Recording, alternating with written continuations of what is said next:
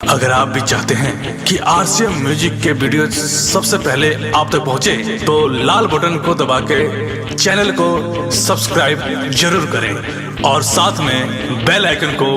दबाना ना भूलें।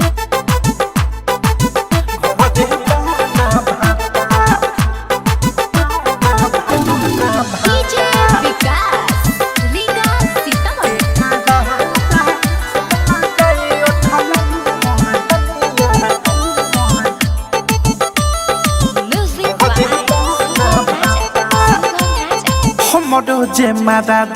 बावे नी दादा बदले ना अपन विचार हो रहेला बहारा करे ना पहाड़ा नाही सधावे सिंगार हो सधावे सिंगार हो मोडो जे मादा बावे नी दादा बदले ना अपन विचार है रहेला बहारा करे ना पहाड़ा नाही सधावे सिंगार के कादा हम लगाई उठला लिया घरे पाना भाता के कादा हम लगाई उठला लिया घरे पाना भाता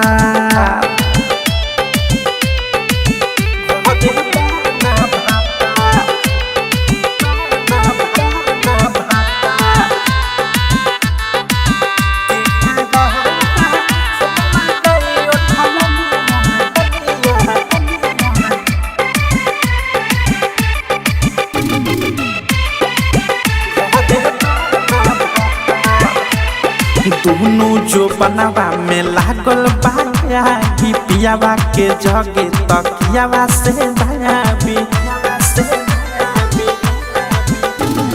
दोनों जो बनावा में लागल बाया कि पियावा के जगे तकियावा से भाभी खोजिले सजिया पर प्यार हो खोजिले सजिया पर प्यार के कारा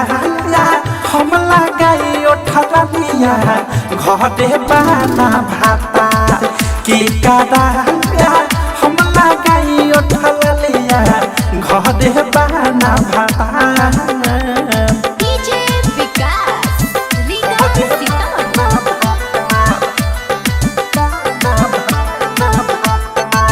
नित्या रिकॉर्डिंग स्टूडियो ननौरा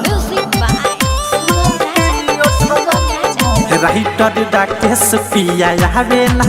घरे हमारी जवानी पफरी तरे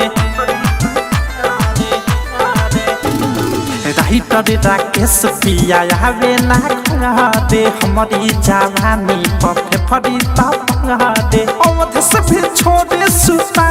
दे है अनुराग भी छोड़े सुता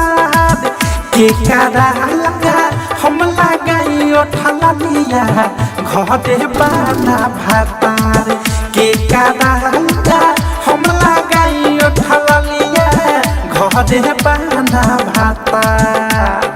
हमरो जे मादा पावे नी दादा बदले ना अपन विचार है रहेला बहारा करे ना पहाड़ा नाही सधावे सिंगार के कादा हम लगाई उठला लिया घरे पाना भाता के कादा हम लगाई उठला लिया घरे पाना भाता।